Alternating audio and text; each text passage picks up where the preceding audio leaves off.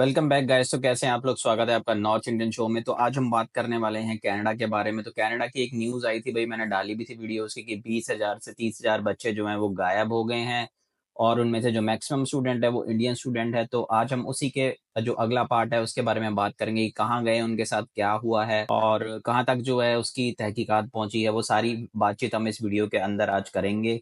तो आगे बढ़ने से पहले दोस्तों यही कहूंगा कि वीडियो को लाइक करें, ज़्यादा ज़्यादा शेयर करें, चैनल को सब्सक्राइब करें और बेल आइकन भी दबाएं दोस्तों। और हाँ, हमारे टिकटॉक और इंस्टाग्राम के चैनल को भी फॉलो जरूर करें क्योंकि वहां पर जो है हम शॉर्ट वीडियोस डालते रहते हैं, डेली कंटेंट आता है। तो उसे भी फॉलो जरूर करें, लिंक मैंने डिस्क्रिप्शन में दे रखा है दोस्तों। चलिए दोस्तों शुरू करते हैं। वही बात ऐसी है कि कनाडा में लगभग 20,000 स्टूडेंट्स जो आए हैं और मैक्सिमम स्टूडेंट जो हैं वो इंडिया से हैं। और इनकी जो बात करें हम, वो स्टूडेंट जो हैं अपने कॉलेजेस और यूनिवर्सिटी में जो एडमिशन जो उन्होंने सिक्योर करा, लेकिन वो कभी वहाँ गए ही नहीं, यानी कि नो शो हो गए और उनका अभी तक जो है अता पता नहीं है। और इस चीज़ को देखते हुए ये पता चलता है कि इमिग्रेशन का जो मिसयूज़ हुआ है और धोखाधड़ी वगैरह हुई है जो स्टूडेंट्स के बारे में, उस चीज़ के बारे में भी हम बात करेंगे आगे जाके इस वीडियो में। मैं बताऊँगा कि कुछ स्टूडेंट्स को जो है अपना टाइम्स ऑफ इंडिया, जो इंडिया का एक न्यूज़पेपर है, उसके अंदर भी आर्टिकल छपा है, वहाँ जाकर आप पढ़ सकते हैं, लिंक मैं डिस्क्रिप्शन में दूँगा। और वहाँ पर जो है कुछ स्टूडेंट्स के इंटरव्यू लिए गए हैं और उन्होंने बताया कि भई उनके साथ क्या-क्या हुआ है जो कनाडा आए हैं। तो सबसे पहले अगर हम बात करें, वो है इंडियन स्टूडेंट्स के साथ जो है धोखाधड़ी हुई है। उन्हें फेक कॉलेजेस के जाल में फँसाया गया है। जो मैक्सिमम जो स्टूडेंट है वो एजेंट्स की धोखाधड़ी की वज़ह से यहाँ पर फँसे हैं। उन्हें ये आश्वासन दिया गया था, उन्हें प्रॉमिस किया गया था कि भई अगर आप तो अब कनाडा जाएँगे तो आप लगभग जो है आपका जो पार्ट टाइम है उसके अंदर ही आप इतना पैसा कमा लेंगे और आपकी जो पीआर वग़ैरह वो सारा पाथवे वग़ैरह ईज़ी होगा। लेकिन जब वो यहाँ पर आए तो बात उल्टी पड़ गई है। कैनेडियन इमिग्रेशन एक्सपर्ट है हेनरी लॉटिन, और उनके अनुसार जो है जो मैक्सिमम जो स्टूडेंट है वो कनाडा में ही हैं, वो बॉर्डर क्रॉस उन्होंने नहीं करा है। जो पहले एक न्यूज़ आई थी कि भई जो मैक्सिमम स्टूडेंट है वो कनाडा का जो बॉर्डर क्रॉस कर हैं, वो अपना यूएस में चले गए हैं, वहाँ पर उन्होंने रिफ्यूजी वग़ैरह फाइल करा, वो नहीं है। वो यहीं पर है कनाडा में, और यहाँ पर कनाडा में रहकर अपना काम कर रहे हैं, कॉलेजेस वग़ैरह में नहीं गए हैं।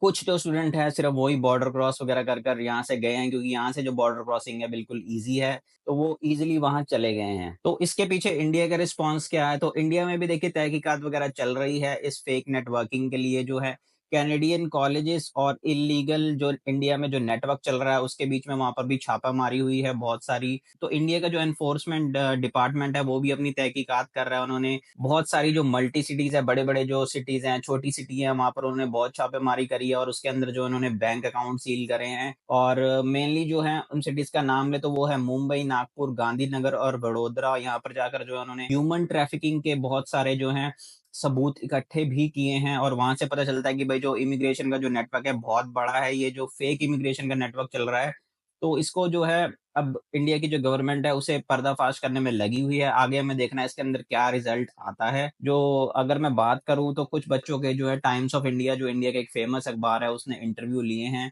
और उनके अंदर आर्टिकल भी छपे हुए हैं। तो उसके बारे में अब आप लोगों को बताता हूँ। तो इंडिया से एक बच्चा आया जो था अपना पंचकुला हरियाणा से, जिसकी एज 24 साल थी, ब्रैम्पटन में वो लैंड हुआ। तो उसने स्टडी वीज़ा जो था उसका सिक्योर किया और उसके बाद क्या हुआ कि भई वो अपना नेक्स्ट डे कॉलेज जाने की तैयारी कर रहा था। कॉलेज जाता है तो वहाँ पर क्या देखता है, ऑफ़िस बना हुआ है छोटा-सा कॉलेज के नाम पर, और वहाँ पर जो है वो गया कि भई मेरा एडमिशन वग़ैरह हो रखा है, मेरी क्लासेस कब चालू होंगी? तो उन्होंने यही जवाब दिया कि आपको थोड़ा-सा इंतज़ार करना पड़ेगा। थोड़ा क्या था, वो थोड़ा इंतज़ार जो था वो कुछ हफ्तों तक चला गया, तकरीबन 30-40 हफ्ते हो गए बेचारे का, कॉलेज का नाम और निशान नहीं था, कुछ नहीं था। तो उसे धीरे-धीरे समझ आने लगी भई उसके साथ स्कैम हुआ है। और इसके अंदर जो था मेनली देखा जाए, जो था एजेंट का ही रोल था। उसने उसे बेचारे बच्चे को ये कह के भेजा कि भई आप कनाडा जाएँगे तो आप बहुत सारे पैसे कमाएँगे, आप पार्ट टाइम से अपनी जो है पूरे 2 साल की फीस निकाल सकते हैं वहाँ जाकर, और आपका जो पीआर का जो पाथवे होगा वो बहुत ईज़ी होगा। तो यहाँ पर जो देखा जाए वो मेजर रोल जो था एजेंट का था, उसने उसे मिसगाइड करा और यहाँ पर जो है उसका फेक एडमिशन हुआ बेचारे का। और उसने तो उसकी जो तकरीबन फीस थी 2 साल की, वो तकरीबन थी 12 साढ़े 12 लाख रुपए, और लकीली उसने साढ़े 4 लाख रुपए भरे थे तो वो बच गया था। अब वो बच्चा क्या कर रहा है, वो बच्चा पढ़ नहीं रहा है बिल्कुल भी, अपना काम कर रहा है यहाँ पर। इल्लीगल स्टेटस है उसका, कोई अभी ऐसा जो पक्का स्टेटस नहीं हुआ है, ना वो स्टूडेंट है, वो इल्लीगल ही काम कर रहा है। तो अगर हम मेन जो बात करें जो कहाँ से ये बच्चे आए हैं, 20,000 बच्चों की अगर मैं बात करूँ, जो मेनली वो है गुजरात, पंजाब, हरियाणा, आंध्र प्रदेश और तेलंगाना और महाराष्ट्र के कुछ पार्ट से आए हैं। और मैक्सिमम जो बच्चे हैं इन्हीं स्टेट में से है।